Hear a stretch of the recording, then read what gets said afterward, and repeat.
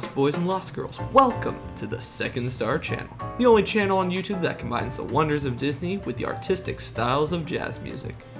When I first started playing with the idea of this channel, I searched everywhere for all the history about Disney that I could gather. In my search, I stumbled upon a truly magical website, Disney Avenue. Disney Avenue is the ultimate Disney fan website.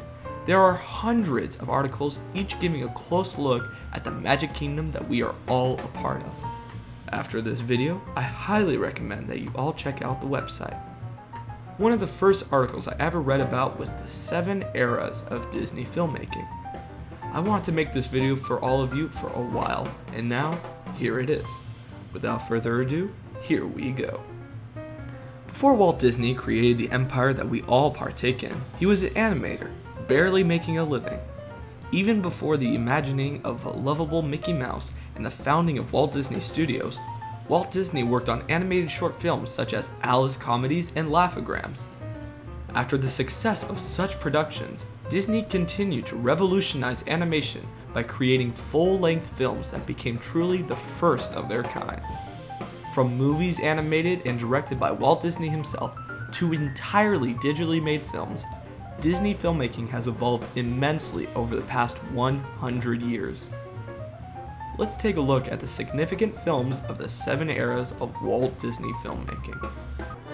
The Golden Age, 1937 to 1942. The Golden Age of Disney filmmaking began with Snow White and the Seven Dwarfs in 1937 and ended with Bambi in 1942. These films were all overseen by Walt himself and established Walt Disney Studios as one of the leaders in animated filmmaking. The term Golden Age, however, is quite misleading. With the exception of Snow White and Dumbo, in terms of financial success, the Golden Age wasn't at all that golden. In fact, Dumbo was originally supposed to be a short film, but Walt decided to make it a full-length feature to try and recover from the losses suffered from Fantasia. The decision saved the Walt Disney Studios company from going bankrupt. Though Disney films are considered wholesome and upbeat, a characteristic of the era of these films is their dark undertone. Dark scenes like the ones playing right now were typically placed between two more upbeat and positive scenes, creating an extreme mood shift that engaged all of the audience's emotions. This style of animation also landed the Golden Age the nickname the Tar and Sugar era, due to its dramatic jumps from dark to sweet. In just about every way, these films pushed the limit of filmmaking. The Golden Age era also includes the first and only time that breasts were openly shown in a Disney film, found in Fantasia. I won't show you, but feel free to look if you'd like. The Wartime era, 1943 to 1949. With the arrival of World War II, Disney Studios faced lower budgets and a smaller team of animators available for their film. This era, also known as Package Era, features 6 films that are comprised of multiple short films within each of them. They are considered some of the more obscure films in Disney history and were not wildly popular in the box office. The purpose of these films, however, was to ensure that Latin America would form an alliance with the United States rather than Nazi Germany. Walt Disney sent animators all over Brazil, Mexico, Chile, and the rest of Latin America to animate recognizable cities and iconic sites for the films, particularly the movie The Three Caballeros. The Three Caballeros even went so far as to combine live action with animation. Some fans would go as far as to say that they really don't consider this as an era in Disney filmmaking due to the lack of consistency and tone in each of the shorts, and don't feel that a compilation of short films is considered a film era. However, it is interesting to see how World War II affected even Walt Disney Studios, which I believe gives it enough reason to be placed onto this list. In addition to these 6 films, Disney Studios also produced wartime propaganda, including anti-Nazi commercials and flyers encouraging citizens to support the war by buying Disney-themed war bonds. The Silver Age, 1950 to 1959. The Silver Age, also known as the Restoration Age, marks Disney's return to making big-budget full-length films after World War II. This era is marked by its beautiful animation with ornate backgrounds with soft colors. These films have an otherworldly feel and make even the most mundane settings look magical. The background animation in Sleeping Beauty, for example, was designed to look like a painting, particularly the famed unicorn tapestries located at the Metropolitan Museum of Art in New York City. The Silver Age also continues the trend set forth by Disney in the Golden Age, making the next step in fairy tale storytelling with Cinderella, Sleeping Beauty, and The Sword in the Stone. Alice in Wonderland and Peter Pan branched from the concepts set forth by Pinocchio, as they were both highly regarded folktales but were reimagined by the Walt Disney Studios. Lastly, Lady and the Tramp, 101 Dalmatians, and The Jungle Book mimic the trend started by Bambi of telling stories from the perspectives of the animals. Though some of these films did not receive high praise from critics, they were enjoyed by audiences and were, for the most part, financially successful. Walt Disney's death marked the end of Silver Age for Walt Disney Studios, with The Jungle Book being the last film he personally worked on before his passing. The death of Walt Disney quickly spiraled the Walt Disney Studios into the Bronze Age. Also known as the Modern Era, this era was a time of decline for Disney. A period of trial and error filmmaking, the Disney Studios struggled to continue without the proper guidance and incredible imagination of Walt Disney. The Bronze Age purposefully shied away from fairy tales and focused more on darker, secular stories as a result of the loss of such a genius mind. During this time, there was a technical shift from hand-ink films to the use of xerography. Xerography is a dry copying process in which black or colored powder adheres to parts of surface remaining electrically charged after being exposed to light from an image of the document to be copied. This saved both time and money, allowing animators to directly print their drawings onto cells. However, this process did have its limits, and initially only black lines were possible during the method. As a result, films during this era are also known as scratchy films because of the heavy black lines in their animation. The grandeur and scale of these films were less than that of previous Disney films, and the era has a very introverted feel to it.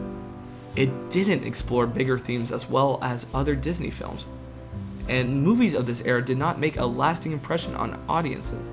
The Many Adventures of Winnie the Pooh is the only exception to this, reflecting on childhood and the untapped creative potential associated with it. However, this era began to set the groundwork for a newer and more successful era in Disney filmmaking. The Disney Renaissance, 1989 to 1999. This era is perhaps the most widely recognizable era in all of Disney filmmaking. The Disney Renaissance is considered the pinnacle of Disney films, where it saw profound success in the box office, with its movies finally returning to the musical fairy tale storytelling that Disney had built its name upon. With The Little Mermaid in 1989, Disney had produced the best achievement using xerography. It also was the first Disney fairy tale movie in almost 20 years. Disney also began to Broadway formula with the idea that any of the films using this idea easily could be translated into a Broadway musical. This was also the first film that Howard Asham and Alan Menken worked on, both of whom were soon proven to be the Disney masterminds and a key element in Disney's musical success. All the films during the Disney Renaissance era are considered to be huge box office successes. It should be pointed at this time, Pixar began making digitally animated movies, with Toy Story, A Bug's Life, and Toy Story 2, all releasing during the Disney Renaissance period. Pixar films began rivaling that of Disney Studios with their complex and in-depth storylines and their fantastic digital animation. Post-Renaissance era, 2000 to 2009. The post-Renaissance era is marked by no common theme as seen in previous Disney filmmaking eras. What really defines this period of time is Disney Studios trying to find a new method of storytelling, much like that of Pixar's. With the exception of Lilo and Stitch, films during this time didn't see much box office success and were not wildly popular. However, Part of this moderate success was a result of big movie franchises such as Harry Potter and Lord of the Rings drawing in audiences and detracting them from films being released. Dinosaur was Disney's first attempt at CGI animation. Though it is often overlooked, Dinosaur got the Disney company interested in CGI animation that has been used in recent years to create immensely popular films of the company. This era was, in essence, a transition period from Disney while it moved from traditional animation to CGI, from old storytelling to new storytelling. The Revival Era, 2010 to present.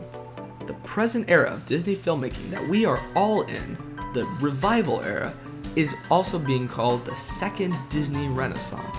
With John Lasseter taking over the animation division in 2006 and Disney's eventual purchase of Pixar, the pieces once again began to fall into place. The 2009 release of The Princess and the Frog was praised for its return to original Disney animation, while also taking in nearly $270 million worldwide.